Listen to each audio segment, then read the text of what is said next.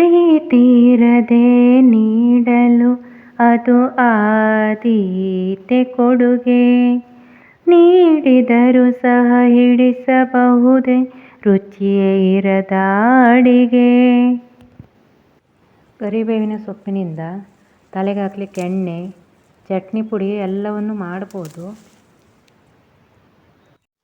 ತುಂಬ ರುಚಿಯಾದ ಮತ್ತು ಆರೋಗ್ಯಕ್ಕೆ ಒಳ್ಳೆಯದಾದ ಕರಿಬೇವಿನ ಸೊಪ್ಪಿನ ಚಟ್ನಿ ಅಥವಾ ತೊಕ್ಕು ಅದನ್ನು ಹೇಗೆ ಮಾಡೋದು ಅಂತ ಹೇಳಿಕೊಡ್ತೇನೆ, ನೋಡಿಕೊಂಡು ಬರೋಣ.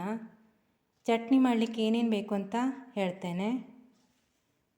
ಕರಿಬೇವಿನ ಸೊಪ್ಪು, ಬೆಳ್ಳುಳ್ಳಿ, ಹುಳಿ, ಕೊತ್ತಂಬರಿ ಸೊಪ್ಪು, ಉಪ್ಪು, ಎಣ್ಣೆ, ಮೆಣಸಿನ ಹುಡಿ, ಸ್ವಲ್ಪ ನೀರು. ಬೆಳ್ಳುಳ್ಳಿನ ಸ್ವಲ್ಪ ಎಣ್ಣೆ ಹಾಕಿ ಫ್ರೈ ಮಾಡ್ಕೋಬೇಕು. 1 ಸ್ಪೂನ್ ಎಣ್ಣೆ,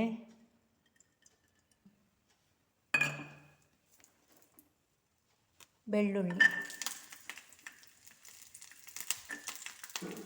ತುಂಬ ಫ್ರೈ ಆಗಬೇಕು ಅಂತ ಇಲ್ಲ, ಸ್ವಲ್ಪ ಆದರೆ ಸಾಕು.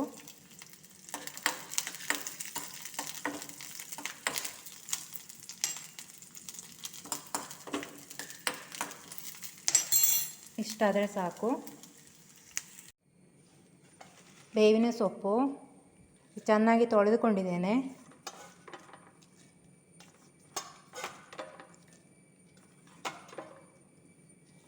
ಕೊತ್ತಂಬರಿ ಸೊಪ್ಪು,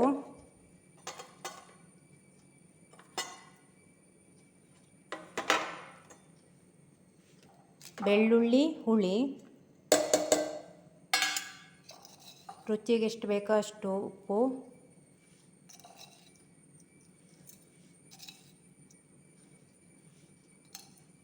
ಸ್ವಲ್ಪ ನೀರು ಹಾಕಿ ಗ್ರೈಂಡ್ ಮಾಡ್ಕೊತೇನೆ. ಗ್ರೈಂಡ್ ಮಾಡ್ಕೊಂಡು ಬರೋಣ. ನೋಡಿ, ಇಷ್ಟು ನೈಸ್ ಆಗಿರಬೇಕು. 4 ಸ್ಪೂನ್ ಎಣ್ಣೆ ತೆಕ್ಕೊಂಡಿದ್ದೇನೆ. ಎಣ್ಣೆ ಸ್ವಲ್ಪ ಬಿಸಿ ಆಗಲಿ. ಈ ಪೇಸ್ಟನ್ನು ಹಾಕ್ತೇನೆ ಇದಕ್ಕೆ.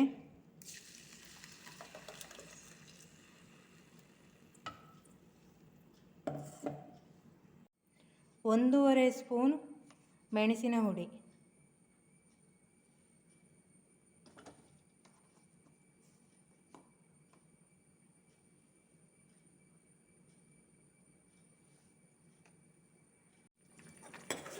ಈ ಚಟ್ನಿ ನೀರೆಲ್ಲ ಆರಿ ಸ್ವಲ್ಪ ಎಣ್ಣೆ ಬಿಡಲಿಕ್ಕೆ ಸ್ಟಾರ್ಟ್ ಆಗ್ತದೆ.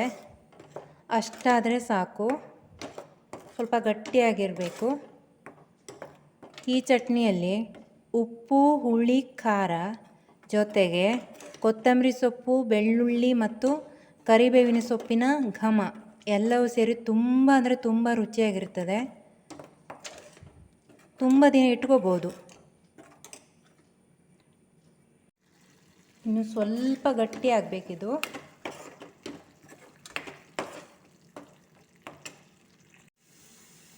ಇಷ್ಟು ಗಟ್ಟಿ ಆದರೆ ಸಾಕು.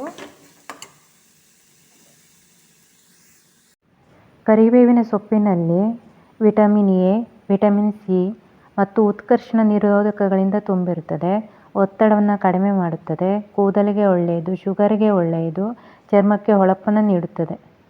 ಈ ಚಟ್ನಿ ಇಷ್ಟ ಆದರೆ ನೀವು ಸಹ ಒಮ್ಮೆ ಮಾಡಿ ನೋಡಿ. ಹೇಗಾಗ್ತದೆ ಅಂತ ಕಾಮೆಂಟಲ್ಲಿ ತಿಳಿಸಿ.